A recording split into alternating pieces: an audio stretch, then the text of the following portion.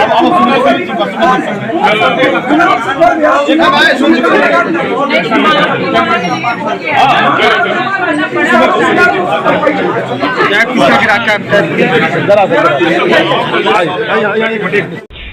स्वागत है आप सभी का टीवी 24 एक्सप्रेस बिहार पर और मैं हूं आपके साथ सपना ठाकुर। नजर डालेंगे इस वक्त की खास खबर पर। नमस्कार, स्वागत है आप सभी का टीवी 24 एक्सप्रेस बिहार पर और मैं हूं आपके साथ सपना ठाकुर। नजर डालेंगे इस वक्त की खास खबर पर। मांगे माफी। देखिए टीवी 24 एक्सप्रेस कड़ी बिहार के भागलपुर से, जहां 29 जनवरी को हवाई अड्डा मुख्य गेट के समीप न्यूज कवरेज करने के दौरान दो पत्रकार कुणाल शेखर एवं सुमित कुमार के साथ भागलपुर जदयू सांसद अजय मंडल एवं उनके गुर्गों ने मारपीट किया था। यही गाली गलौज भी किया गया था, जिसके लेकर पत्रकारों को गंभीर चोटें आई थी और मायागंज अस्पताल में उन्हें भर्ती भी कराया गया। घटना के बाद 5 दिन बाद सांसद अजय मंडल ने बैकफुट पर आना पड़ा और अपने समर्थकों के साथ मायागंज अस्पताल पहुंचकर दोनों पत्रकारों से हाथ जोड़कर माफ़ी मांगा और कहा कि आगे से ऐसा गलती नहीं होगा। इस बीच वहां पर मौजूद पत्रकारों ने संसद के समर्थक उग्र होते हुए नजर आए, लेकिन उसे भी संसद समझाकर शांत कराए। संसद जब पत्रकारों से माफ़ी मांगकर मायागंज ताल से हॉल से बाहर निकले तो उन्होंने वहां पर मौजूद पत्रकारों ने उन्हें कई सवाल पूछे, लेकिन सभी सवाल पर चुप्पी साध दिए। अब सवाल ये भी बड़ा है कि संसद किसके दबाव में 5 दिन के बाद मायागंज अस्पताल पहुंचकर पत्रकारों से माफ़ी मांगे। वहीं सैंडिक्स कंपाउंड के मैदान में प्रेस एसोसिएशन की बैठक किया गया, जिसमें यह निर्णय लिया गया कि अब संसद के खिलाफ मोर्चा खोला जाएगा। साथ ही हवाई अड्डा मैदान गेट के समीप भाजपा नेता कुणाल शेखर और बिहार भाजपा मीडिया के पैनलिस्ट डॉक्टर प्रीति शेखर ने प्रेस वार्ता का आंदोलन की चेतावनी की दे डाली। तब तक के लिए बने रहे टीवी 24 एक्सप्रेस पर। भागलपुर से श्याम नंदन सिंह की रिपोर्ट। कुछ दिन झंझट हो गया था हमारे लोगों से, हमारे कुछ पत्रकार भाइयों से।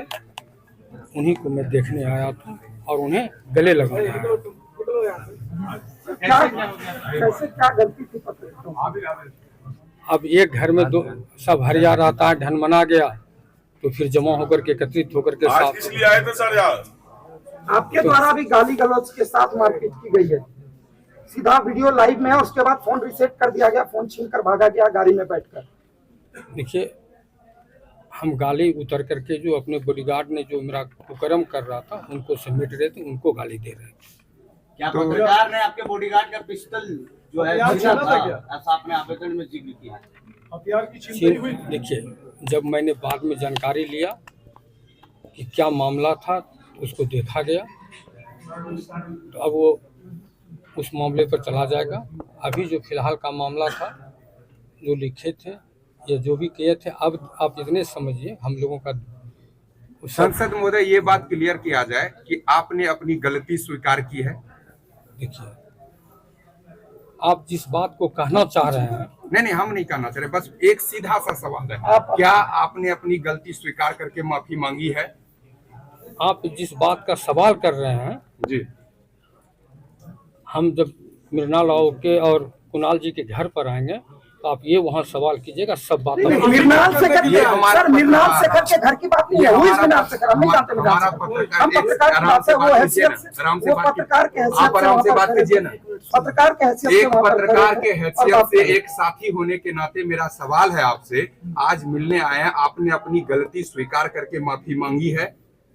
देखिए, जब गलती और स्वीकार की बात आएगी तो हम बोले ना कि उनके मृणाल जी और कुणाल जी के घर पर जब आए तब ये बात। एक पत्रकार हैं और वो हमारे साथी, शांत रहिए ना, वो पत्रकार हैं, वो हमारे साथी हैं। पहले कुणाल जी का वो पूर्ण रूप में स्वस्थ होने दीजिए, इसके बाद कुणाल जी के सामने मैं आपको सारी बातें बता दूंगा। सर, आपके जो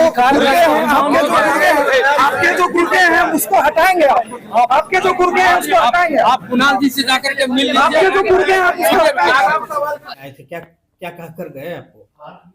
देखिए, जिस तरह से 29 तारीख की घटना भागलपुर के हवाई अड्डा के समीप हुई थी, सांसद अजय मंडल जी और उनके जो सहयोगी थे उनके द्वारा हम पर और सुमित पर जानलेवा हमला और गाली गलौज किया गया था। और 4 दिनों से भागलपुर में जो मीडिया जगत के लोग हैं, जो आम लोग हैं, काफ़ी आक्रोशित थे। उसके बाद आज हम लोग अभी मायागंज अस्पताल में इलाजरत हैं, तो हम लोगों का हाल जानने और इस पूरे मामले पर अपनी माफ़ी मांगने सांसद महोदय आए थे।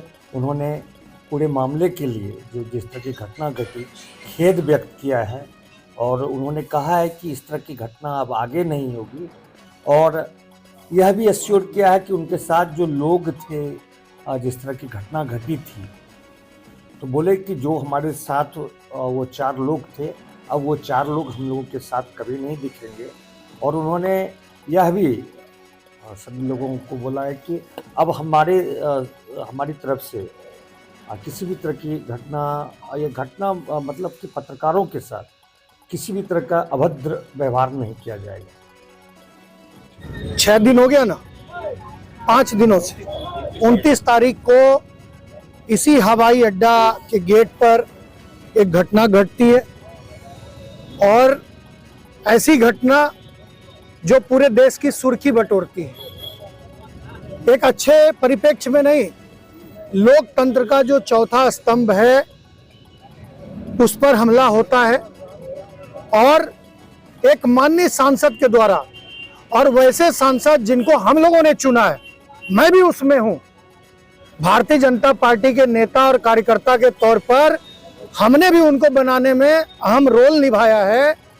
तो ऐसे सांसद को चुना है और उनसे ये अपेक्षा नहीं थी कि वो कुछ ऐसा कर बैठेंगे। सांसद से अच्छे कार्यों की अपेक्षा होती है, लेकिन जो घटना घटी उसमें भागलपुर, आंध्र प्रदेश, बिहार और पूरे देश के लोगों को झकझोरने का काम किया। इस घटना से सभी मर्माहत हैं। ये अपेक्षा थी कि इन 5 दिनों में सांसद को अपनी गलती का एहसास होगा, सांसद आगे बढ़कर पत्रकार बंधुओं को, वो पत्रकार बंधु जो समाज के हर तबके के मन मस्तिष्क में जो बातें चलती है, जो कार्यक्रम चलते हैं, जो गतिविधियां चलती है, उनकी आवाज बनकर, दर्पण बनकर वो पूरे देश दुनिया को दिखाने का काम करते हैं। आज कई तरह की चीजें चल रही है। आज मुझे दुख होता है कि बहुत सारे साथी इसको बैकवर्ड फॉरवर्ड से भी जोड़कर देख रहे हैं। मैंने देखा है इसको राजनीतिक रंग देने की कोशिश की जा रही है। आपने पत्रकार की पिटाई हुई है। पत्रकार की कोई जाति होती है क्या? पत्रकार कोई बैकवर्ड फॉरवर्ड, अगरा, पिछड़ा, दलित, महादलित, हिंदू, मुस्लिम के दायरे में बनता है क्या? वो हर व्यक्ति की आवाज है पत्रकार। आज लोग समझते हैं यदि कुणाल शेखर को आप सवर्ण और दलित, फॉरवर्ड और राजपूत के दायरे में बांटते हैं, तो ये जो सुमित कुमार को पिटाई हुई है, ये सुमित तो पिछड़े का बेटा है, वैश्य समाज का बेटा है। ये आपको कैसे एहसास नहीं है? इसलिए मैं ऐसे बुद्धिजीवियों को जो भ्रम फैलाने का काम करते हैं उनसे निवेदन करता हूं कि आप कृपया पत्रकार को पत्रकार ही रहने दें। आप उसको किसी अन्य चश्मे से देखने की कृपया कोशिश न करें। ये वही पत्रकार है, जब आप पर कोई आफत आएगी, आप पर कोई विपदा आएगी, तो यही पत्रकार आपकी आवाज बनेंगे और पूरे देश और दुनिया में आपकी आवाज को मजबूत करेंगे। हम लोगों ने तय किया, कल मुख्यमंत्री कल आए भागलपुर के लिए, और कई दिनों से लग रहा था कि शायद सांसद महोदय आएंगे और अपनी गलती पर अफसोस व्यक्त करेंगे, लेकिन ऐसा होता हुआ प्रतीत नहीं हो रहा है। कल जिला के पदाधिकारियों से, अधिकारियों से मिलने का कार्यक्रम होगा। उसके बाद हम लोग बैठकर चरणबद्ध आंदोलन की विधिवत घोषणा करेंगे, और इस घोषणे में आप सभी जितने लोगों तक ये आवाज जा रही है, मैं उन सबों से निवेदन करता हूं कि आप सभी इस जो अभियान है, क्योंकि यदि पत्रकार सुरक्षित नहीं है तो आप और हम कहाँ सुरक्षित हैं? पत्रकारों से तो सभी लोगों को ये भय रहता है कि भाई पत्रकार हैं तो उनका सम्मान होता है, लेकिन जब यही सम्मान लोग नहीं कर पा रहे हैं तो अन्य लोगों का क्या सम्मान करेंगे? इसलिए ये चरणबद्ध तरीके से चलाएंगे। पूरे शहर को आग्रह करेंगे, जो विभिन्न सामाजिक राजनीतिक संगठन हैं उनको भी इसमें शामिल करेंगे।